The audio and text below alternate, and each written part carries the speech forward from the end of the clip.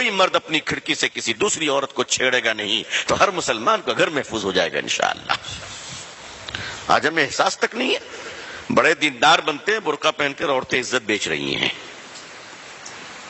احساس ہے؟ اپنے محلے کی خبر رکھی ہم نے، پوری دنیا کو زکوٰۃ بانٹ دی، گھر کے قریب میں بیوہ متعلقہ عورتیں اپنے پیٹ کو پالنے کے لیے برقع پہن کر ہوٹلوں میں جا کر غیروں کے بستر پر پہنچ رہی ہیں۔ کیا جواب تو کہ مسلمان ہو تم اللہ کے یہاں؟ کہاں کی دینداری، کیسی دینداری؟ ان چیزوں کو روکنے کی ترکیب یہ ہے کہ ضرورتوں کو پوری کیجئے، ورنہ غریبی آدمی کو شرک اور کفر کے دروازے تک پہنچا دیتی ہے۔ انسان کی ضرورتوں کو تکمیل کیجئے۔ ہر مسجد کی ذمہ داری ہے کہ وہ اپنے محلے کی خبر رکھے۔ ہر محلے، پورے ہر مسجد کی ذمہ داری ہے، ہر مسجد میں بیت المال ہو، ہر مسجد کے اندر ایک بیت المال ہو۔ ہمارے محلے میں بیوہ کتنی ہیں، طلاق شدہ کتنی ہیں، معذور کتنے ہیں، بزرگ کتنے ہیں، ریٹائرڈ کتنے ہیں، یتیم بچے کتنے ہیں، تاکہ وہ لوگ بھیک نہ مانگیں، ڈراپ آؤٹ نہ کریں، عزت عصمت نہ بیچیں، ان سب کو وظیفہ جائے، ان کو ایک مناسب جاب مل جائے، کام مل جائے، ان کی عزت و آبرو کا خیال کیا جائے۔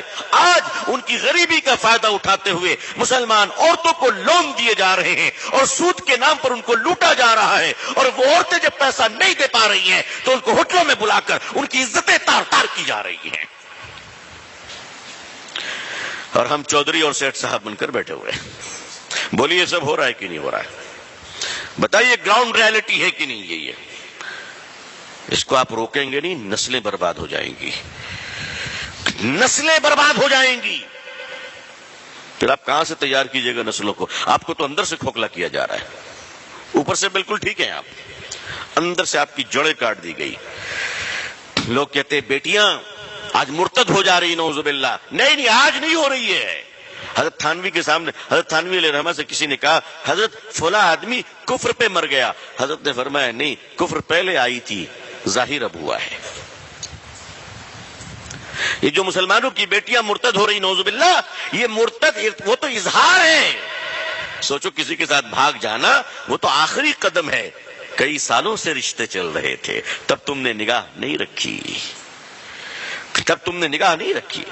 کوئی بیٹی ندی میں کود کر جا رہی ہے تو پورے ہندوستان کا کلیجہ منہ کے باہر آ گیا۔ کتنی بچیوں کو اور کتنی بیویوں کو آگ لگا کر مارا جا رہا ہے، زہر دے کر مارا جا رہا ہے، تب تمہارا کلیجہ باہر نہیں آتا؟ تم اللہ سے نہیں ڈرتے؟ اس لیے لوگوں، اپنی عورتوں کے اور بچوں کے حقوق کے تئیں اللہ سے ڈرتے رہو۔ خطبۃ الوداع میں، آخری خطبے میں، عرفات کے میدان میں اللہ کے آخری رسول صلی اللہ علیہ وسلم نے جو پوری دنیا کے مسلمانوں کو اور قیامت تک کے لیے مسلمانوں کو جو پیغام دیا ہے آپ نے، اس پیغام میں ایک جملہ یہ بھی ہے کہ لوگوں، اپنی عورتوں کے حقوق کے تعلق سے فکر مند رہنا، قیامت کے دن پوچھو گی تم سے۔ اپنی بیٹیوں کو جائیداد میں حصہ نہیں دیتے، ہاں،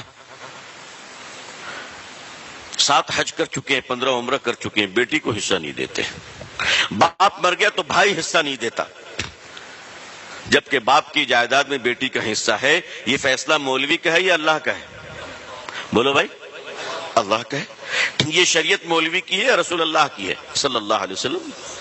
باپ کی جائیداد میں بیٹی کا حصہ ہے، چاہے ایک کیل نکلتی ہو، ایک پتھر نکلتا ہو، وہ اس کو دو، اور اگر تم نے نہیں دیا تو سن لو لوگوں، تم تہجد گزار ہوگے، تم دیندار ہوگے، تم بیت اللہ جاتے ہوگے، تم کعبہ کے اندر گئے ہوگے، تم ملتزم میں چمٹ کر روئے ہوگے، کعبہ کا غلاف تم نے رکھا ہوگا، زمزم سے تم نے غسل کیا ہوگا، ریاض الجنہ میں تم بیٹھے ہوگے۔ ان سب کے باوجود اگر تم نے اپنی بیٹی کا حق نہیں دیا اور بہن کا حق نہیں دیا تو ڈاکو بن کر مرو گے، ڈکیت بن کر مرو گے۔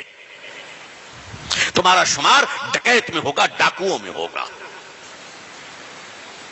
خاندان میں، نسلوں میں آگ لگ جائے گی، اس مال میں کبھی برکت نہیں ہوگی۔ اس لیے عزیزان ملت، یہ مہم چلائیے کہ ہم اپنی بیٹیوں کا حصہ دیں گے جائیداد میں انشاءاللہ۔ ہماری بیٹیاں کیوں بھاگیں گی کہیں؟ اگر ہم انصاف کریں، اللہ ہماری بیٹیوں کے ایمان کی حفاظت فرمائے، اللہ ہم سب کے اور آپ سب کی بیٹیوں کی حفاظت فرمائے۔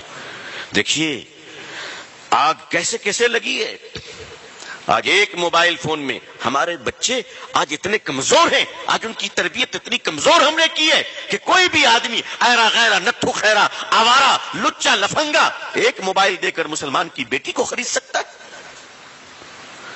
اتنا نیچے اور اتنا گھٹیا ہو گئے ہم، اتنا نیچے گر گئے ہم کہ ایسا تو نہیں کہ ہماری کمائی مشکوک تو نہیں ہے؟ نعوذ باللہ. غور کرنے والی بات ہے.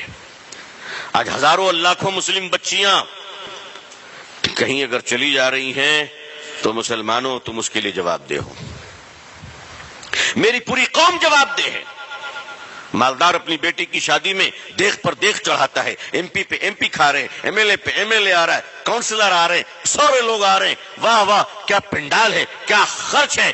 دو دیکھ کھانے جو ہے وہ ضائع بھی ہو گئے، برباد بھی ہو گئے، کھانا پھینکا جا رہا ہے، کھایا جا رہا ہے، گرایا جا رہا ہے. اور وہ پیسوں کی بہتات ہے اور وہ پیسوں کی فراوانی ہے اور وہ دکھاوا اپنے مالداری کا، اور بارات آ رہی ہے اور پٹاخے اور آتش بازیاں ہو رہی ہیں اور بڑے بڑے قیمتی ہال اور ہوٹل لیے گئے ہیں. اور وہیں پر اگر کوئی مسلمان بچی اپنی غربت کی وجہ کر شادی نہیں ہو پا رہی ہے اور اس کا غریب بوڑھا باپ مسجدوں میں کھڑا ہو کر کہتا ہے کہ میرے بھائیوں میری بیٹی کی شادی ہے، مدد کرنے کے لیے مجھے کچھ بھیک میں دے دو تاکہ میں اپنی بیٹی کی شادی کر لوں. جس قوم اور سماج میں ایک مسلمان اپنی بیٹی کی شادی کرنے کے لیے مسجدوں میں بھیک مانگتا ہو، اس قوم کے مالداروں کو ڈوب مرنا چاہیے، ڈوب مرنا چاہیے. غیرت آنی چاہیے، شرم آنی چاہیے. آپ پورے ہندوستان کو پیسہ بانٹو، میں منع نہیں کرتا، لیکن کیا آپ کے احمد آباد کی غربت غریبوں کا خیال ہو گیا؟ آپ کے یہاں کے بیوہ اور طلاق شدہ اور معذور اور مجبور اور یتیم بچے ساروں کی کفالت ہو چکی ہے؟ آپ سے پوچھا جائے گا. آپ کے پڑوسیوں کے بارے میں، آپ کے شہر کے بارے میں آپ سے پوچھا جائے گا. آج مالداروں کے بچے اسکول جاتے ہوئے 100 روپے کی چاکلیٹ کھا لیتے ہیں، وہی ہمارا غریب بچہ اپنے پیٹ کو پالنے کے لیے اسکول سے ڈراپ آؤٹ کرتا ہے اور پنکچر کی دکان پہ کام کرتا ہے. ہمیں شرم نہیں آتی؟ ہمیں غیرت نہیں آتی؟ جب تک ہمارے دل میں حضور صلی اللہ علیہ وسلم کی امت کے لیے درد نہیں ہوگا، خیر خواہی نہیں ہوگی، حکمراں بھی ہمارے لیے مہربان نہیں ہوں گے.